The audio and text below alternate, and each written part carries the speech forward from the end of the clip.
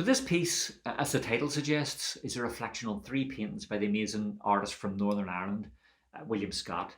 And each movement focuses on a different painting. So there are three movements, there are three paintings.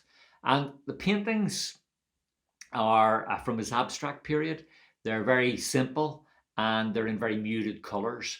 And so the musical language used, I felt that I needed to draw upon an equally abstract musical language. And so the piece was almost a kind of exercise for me. And what I mean by that is that I experimented with the technique of serial composition as a means of almost putting a bit of space between myself and the subject. And I actually documented this whole process, which is something that I don't normally do with pieces. But you can see here that I went into quite a bit of detail just because I wanted to kind of like trace my steps through this piece. So there are actually pages and pages of notes on this. And you can see that I've got a kind of a matrix in order to determine, the tone rows and their transformations and so on.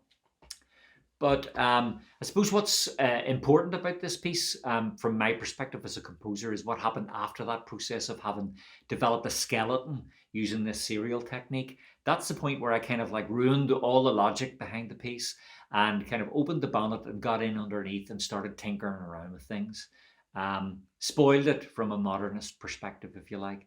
And kind of like changed melodic contours, changed harmonies, and changed lots of stuff, and really personalized the musical language at that point.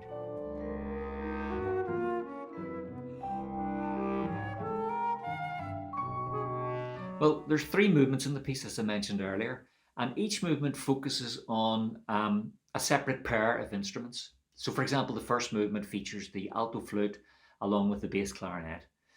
The second movement features the strings, with the violin having the prominent role and the cello with a counter melody. And the third movement features the two percussive instruments, the piano with the vibraphone. Now, all of the instruments play in all of the movements, but these are the kind of primary pairs of instruments for each movement. And I guess that's what you could look out for.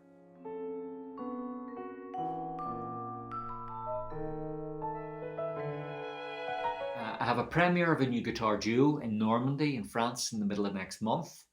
And then I have a premiere, very important premiere by Camerata Ireland. They will perform a new piece called Environments 4 in August. This is part of my Environment series. And that's for Rain SoloistEnsemble florist Ashley McNew as a soloist with the strings, piano, harp, and percussion of Camerata Ireland. But other than that, my main news, my most recent news, was the release of my orchestral album, which happened last week. And it contains the first two of my Environments pieces, along with some other works. And that's performed by the terrific Ulster Orchestra, conducted by Sinead Hayes, with Daniel Browell and Craig Ogden as soloists. And that's available to purchase now, if I may be so bold to make such a commercial suggestion. And I'm sure the Hard Rain guys will put a link somewhere in the description of this video that'll take you to the label, which is Divine Art Records, in case you're interested in that.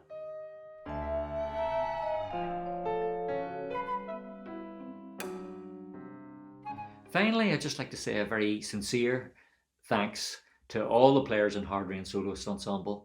As you know, I was the featured composer in this season, and that's a very special thing for a composer, to have that kind of attention, to have that light shone on your work.